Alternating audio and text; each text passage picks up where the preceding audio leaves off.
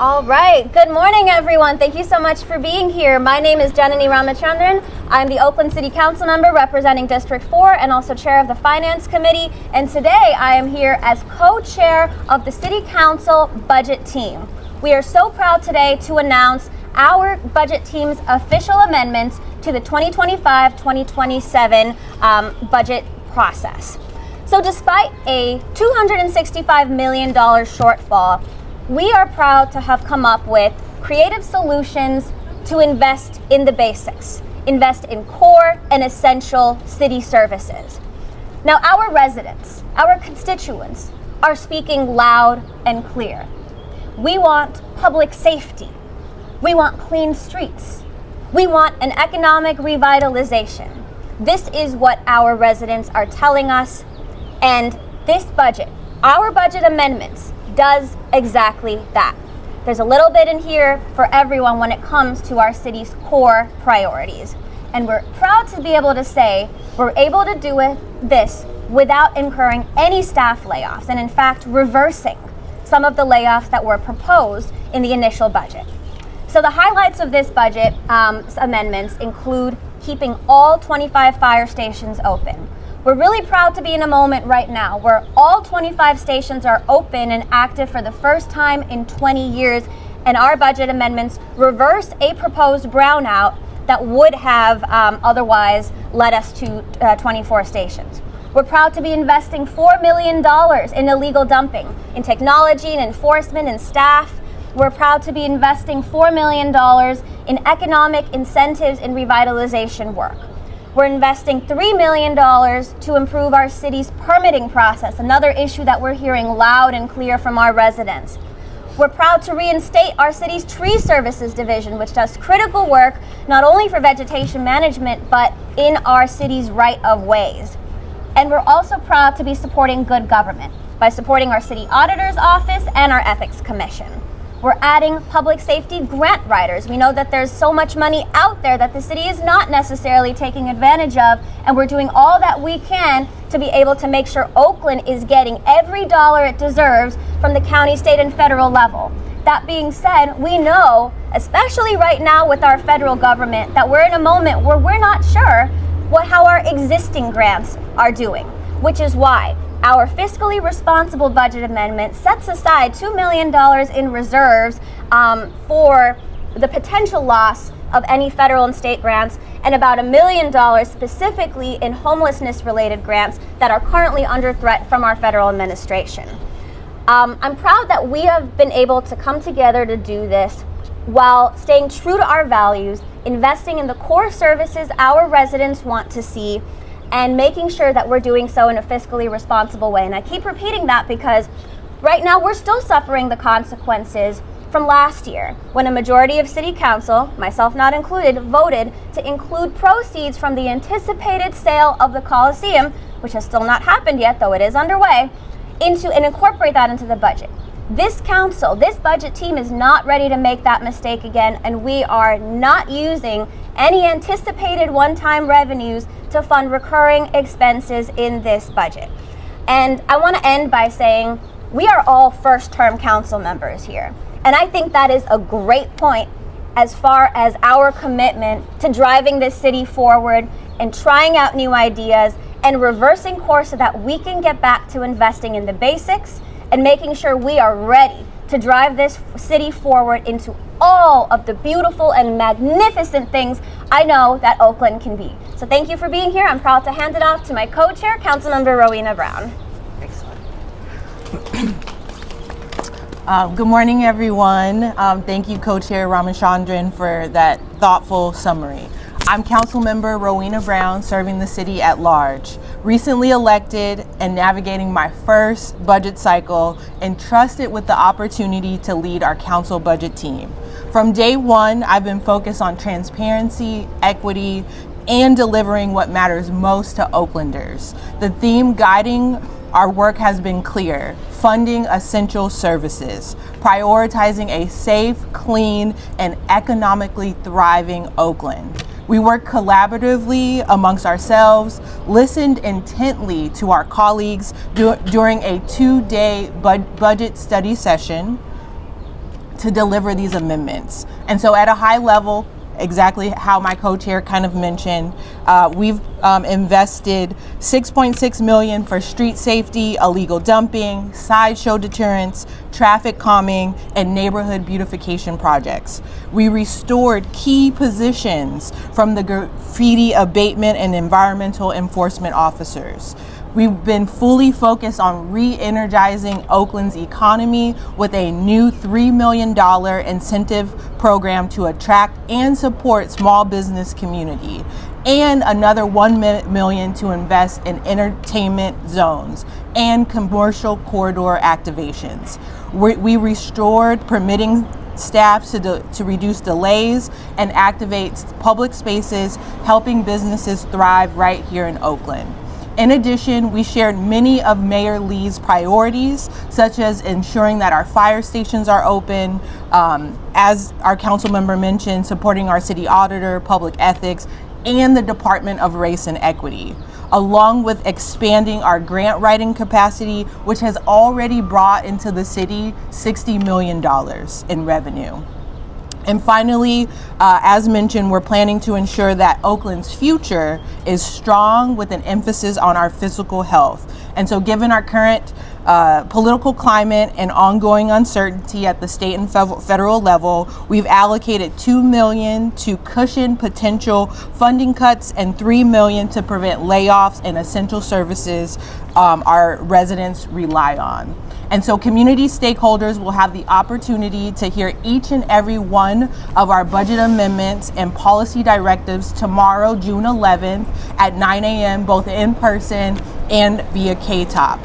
And so these investments, from public safety to economic revitalization to uplifting our parks, housing, and government transparency, are all about one thing: funding the essential services that keep Oakland running and help our communities thrive. And so at this time, I will turn it over to our District 2 Council Member, Charlene Long. Thank you so much, Councilmember Brown. As your newest elected city council member, it was certainly an honor to be able to participate in this process. And I'm not going to lie or be Pollyannish. You know, we are in a budget deficit. We had to make difficult trade-offs in this budget. It took a lot of late nights, a lot of thoughtful thinking from this team collectively to really produce our amendments. But we are so proud of the amendments that we are putting forward. We think they're really going to make a substantive and tangible difference to what we're seeing across our city, which is challenges with public safety, with housing affordability, blight, and the more. There's a few things that I want to highlight in particular, things that I'm really proud of that we included in this budget. One of the things that is challenging and really present in my district has been an explosion in sex trafficking, including of minors in the district. So proud that this team, we are putting forth dedicated funding for OPD to focus just on this trafficking issue, so we can ensure that traffickers and Johns are being held accountable when they are bringing in minors into our city. That's unacceptable. We've also put in funding for the Department of Transportation to address sideshows. Across the city, you can see in intersections skid marks. You can see that that we're seeing families have to deal with late night sideshows, and not only that, they tend to attract gun violence. So proud that we've included that. Another initiative that I want to highlight is our homelessness prevention pilot, which is so important. We know that the most cost-effective way to address homelessness is tackling it early in someone's homelessness experience. So finally, I look forward to working with my colleagues, our city departments, our community partners, and businesses to improve public safety, fill vacant storefronts, and ensuring accountability in every single dollar spent. These are essential ingredients for growth, revenue generation, and fiscal sustainability in Oakland. And with that, I'm going to pass it to my colleague, Councilmember Unger. Thank you.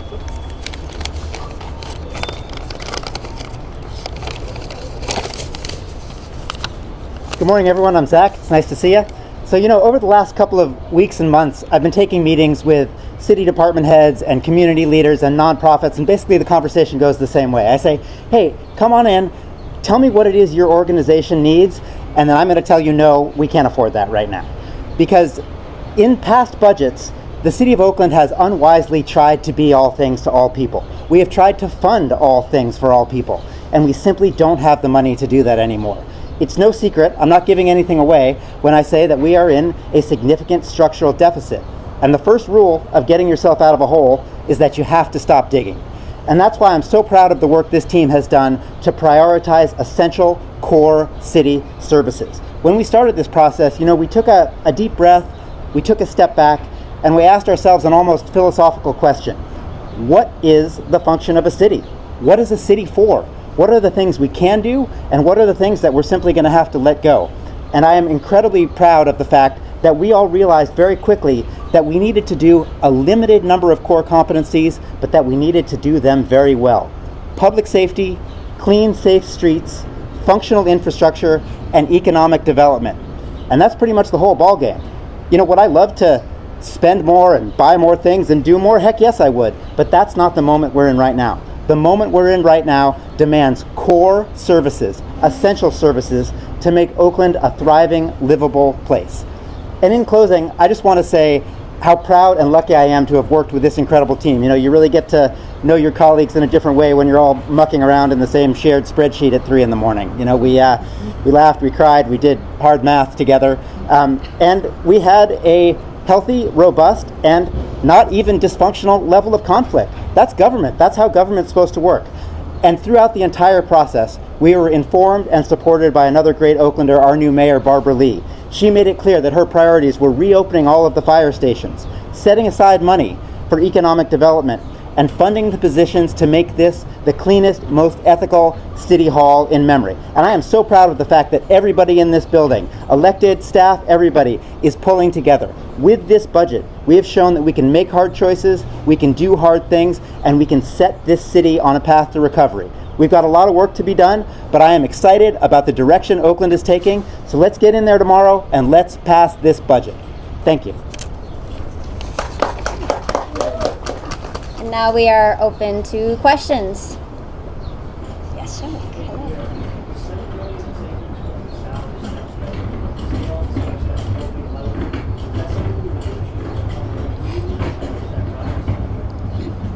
I'm happy to take this one. So it's on the spreadsheet. It's actually a little lower than 7 million. It's, I think, a little close to 4-ish.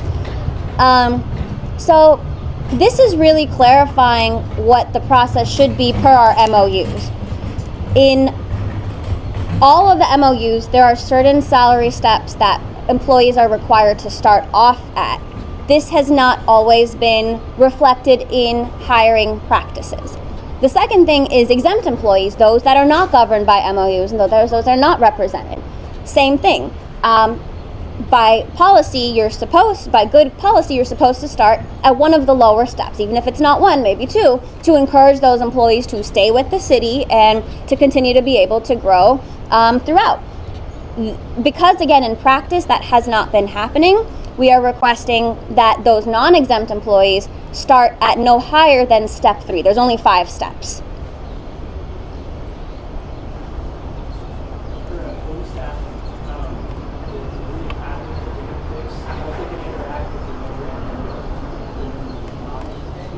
I'm happy to do that, and then we can chime in.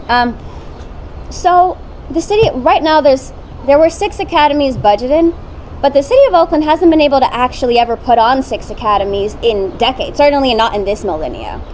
It's a lofty goal, but at the end of the day, we want solutions that are actually going to work, not just throwing money at a problem and hope that magically increases the police number. If you look at what we want to focus on is recruitment. We want to make sure that OPD is actually going out there. They have a marketing budget, and we added a little more money for academy-specific marketing to be able to go out there to people who are really interested in OPD jobs, which is not happening right now. If you look at the last couple of academies, the 193rd, which graduated last May, I believe, they only graduated 12 officers. And that's an almost $4 million academy, but the starting class size was only 22 people. we want to start off at least 40 recruits. So we have a robust academy. Yes, it's natural that you're going to have recruits dropping off, but to start at 22 instead of 42 and to end up with 12 for $4 million doesn't make sense, which really speaks to marketing and the need to do intentional community outreach. We want to see the numbers grow higher. We want it certainly at the Measure MM level and beyond. But the second thing, apart from academy recruitment, that we're doing is we've put a little money into expediting Skelly hearings. So now our police chief will on any given day say we have more than 100 officers on leave. Many of these officers are on administrative leave because they're waiting to hear the results of the case for what they're put on leave for. And by expediting Skelly hearings, that's one way we can free up officers. The third way that we are already increasing our police numbers is through civilianization efforts. There have been talks on civilianizing OPD for a long time now. And there have been resolutions passed by councils for the last almost 2 decades. But what we are doing in this budget, in these budget amendments, is immediately civilianizing 5 police officers and having them released to the streets, to patrol, to criminal investigation. 4 of the roles that our budget civilianizes, but civilianizing is actually the wrong word because these are already civilian jobs within the Internal Affairs Department, police intake technicians that are being performed by full-time OPD sworn officers. So we're already immediately increasing the sworn officer count of people on the street by 5 and hoping that continues to escalate. So there's a lot of things that we can and will continue to do to increase the actual number of sworn officers beyond just academies. We want to have academies that are full, and we want the graduates to actually pass and complete the academy, and there's a lot of policy changes, not just budget changes, that have to go into doing that. And feel free to add things if you'd like. And you went over everything. Okay. Yeah. I think. Any other questions? Okay, if not, thank you. You have complete knowledge. Join us tomorrow. Thank you.